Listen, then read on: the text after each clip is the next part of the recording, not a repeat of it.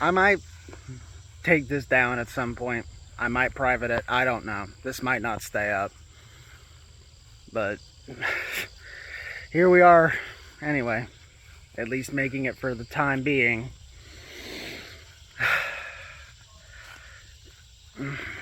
I will say, I'm not going to tolerate people doing... If people hop into the comments of this for the sake of making bad faith RWBY criticisms that have nothing to do with what this video is specifically about, I'm just going to delete it.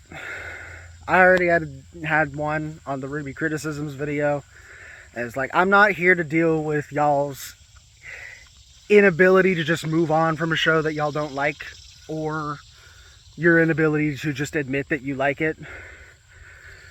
I'm not here to deal with your inability to do either of those things. That's not my problem. Don't make it my problem. Go away. This is specifically just an immediate initial.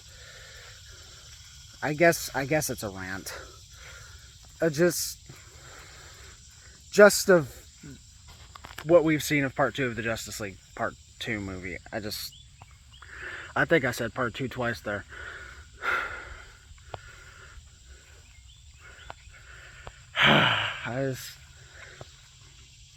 So initially, I just already wasn't a huge fan of this Part 2 concept, because I knew it was going to be RWBY going over to the DC world. I knew that was what they were going to do. We all knew that was what they were going to do. The first part is DC coming to Remnant. Much like the first comic run was DC on Remnant. Second comic run was Remnant on DC. So, stands to reason the second part of the movie is going to be Remnant on DC. Conceptually, that's just not as cool. It's not. Restricting the DC characters to the more refined rules of Remnant is just a more interesting concept than where you pretty much don't actually have to change anything if you bring RWBY over to DC, and any change is just a change for the sake of change.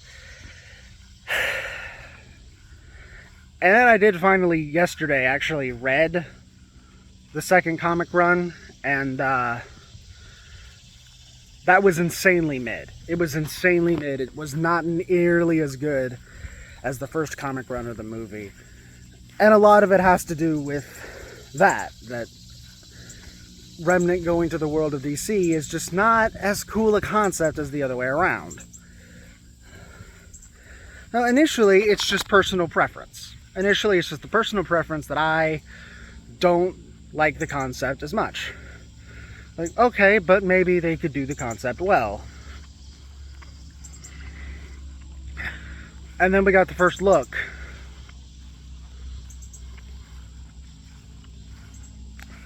Well, you've certainly made the outfits better. That's a plus. You made the outfits better. I mean, RWBY and Yang are in the same vein, but at least they look better in the movie than in the comic. Weiss, thankfully, is entirely different. Blake has a good outfit. Too bad her ears are gone for no reason. I don't know how that decision even remotely came about. I don't know how that came about. That decision just does... There's nothing about that decision that makes any form of sense. Like... So Faunus are an allegory for minorities, and you just took her ears away. You have thematically whitewashed Blake by doing that. And it's a slap in the face after we just got the taking that away wouldn't be simplicity, it would be betrayal in Volume 9. We just got where Blake is like, no, the cat ears are a part of my identity. They're a part of my culture. They're my heritage. They're part of my people. That's part of who I am. And it's a really integral part of her character, and now it's gone for no reason. And it's not even that you can sit here and say, oh, well, Faunus don't exist in the DC world. And you'd be right. Faunus don't exist in DC. However, here are things that do exist in DC to where Blake having cat ears is reasonable. Beast Boy, Lagoon Boy, Cheetah, Killer Croc, Animal Mineral Vegetable Man. There's a squirrel on the Green Lanterns. There's a virus on the Green Lanterns. There's a living math equation on the Green Lanterns. The embodiment of willpower is a basking shark. There is a genderqueer, sentient, teleporting street named Danny.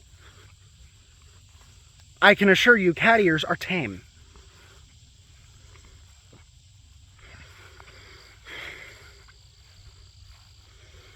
No reason. No reason. No reason for it.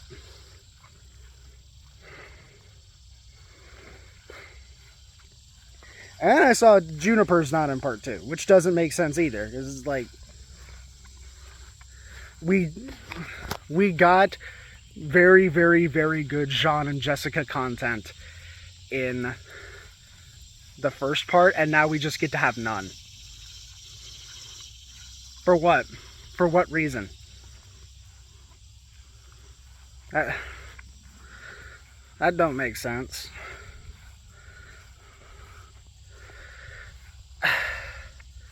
And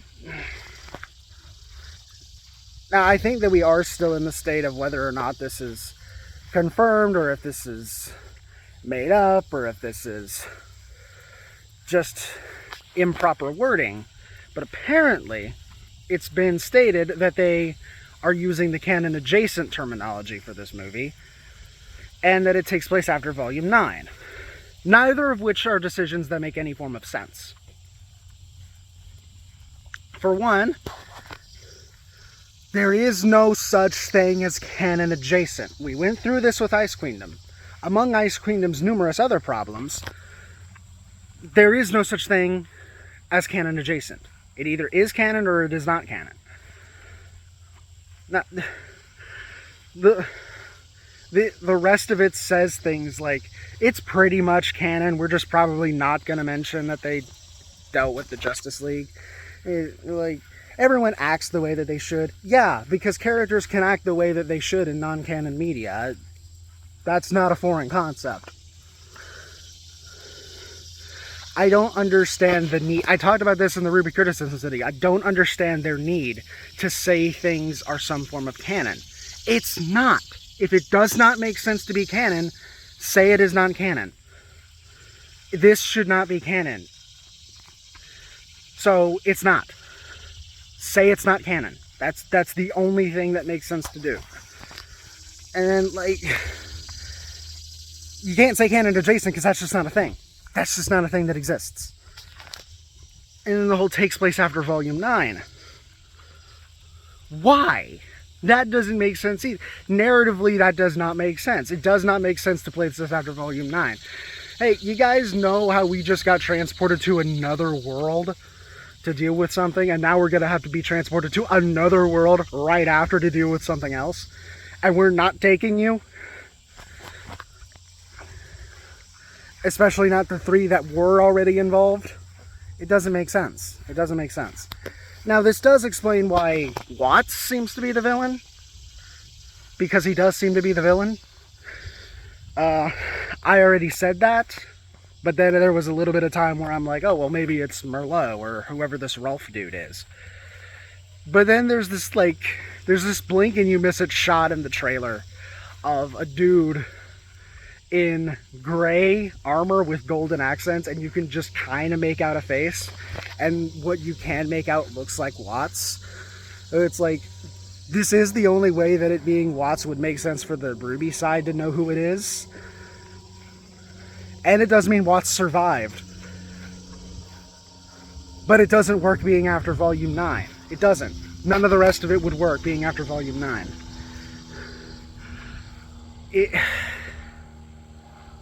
I don't understand how any of these decisions were made.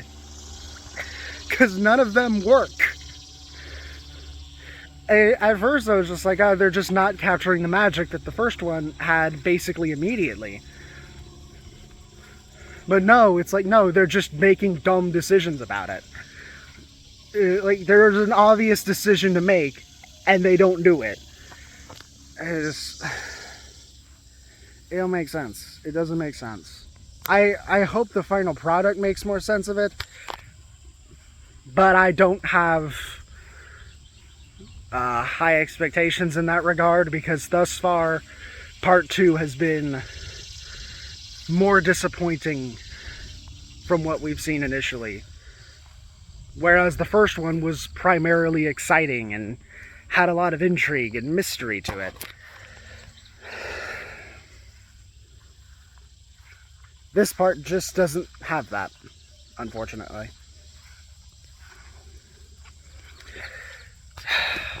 There's a chance that like I said at the beginning, there's a chance I get rid of this video. If it turns out better than what I'm thinking, I'll probably take this down. Or I might not, I might leave it up and you can see like then versus now, assuming that it does end up better than what I'm currently thinking. And as I said, I'm gonna remove any bad faith comments. I'm not dealing with it. I'm not.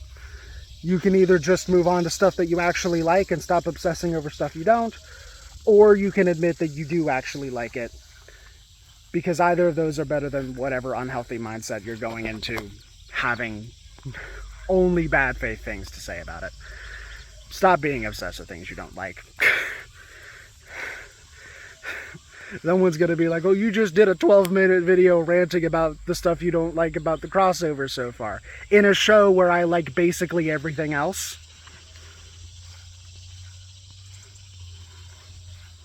If you're going to say that's the same, you're probably also the type of person to say that Ruby and Ozpin did the same thing with their lies, which they didn't. So, well, I mean, if you're that kind of person, your opinion doesn't really mean anything to me anyway, because you're just wrong. So, yeah. I think that's going to do it. I'm not as excited for this as I really wish I was.